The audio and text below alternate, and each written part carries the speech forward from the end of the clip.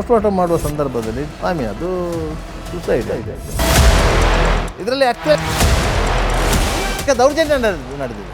ಕೈ ಮೇಲಿದ್ದ ಗಾಯ ಬರ್ದಿಲ್ಲ ಅಂತ ಹೇಳಿ ವಾದ ಮಾಡ್ತಿದ್ದಾರೆ. ಇಲ್ಲದನ್ನು ಯಾಕೆ ಪೊಲೀಸರು ಬರೀತಾರೆ? ಜೀರ್ಣಾಂಗದಲ್ಲಿದ್ದಂತಹ ಫುಡ್ ಪರೀಕ್ಷೆ ಕಳಿಸ್ಲಿಲ್ಲ. ಪ್ರೊಸೀಜರ್ ಮಾಡ್ಬೇಕಂತೇನಿಲ್ಲ. ಯಾಕಂದ್ರೆ ಇಲ್ಲಿ ಹಾಗೆ ಅವಳೇನು ವಿಷ ತಗೊಂಡದಲ್ಲ.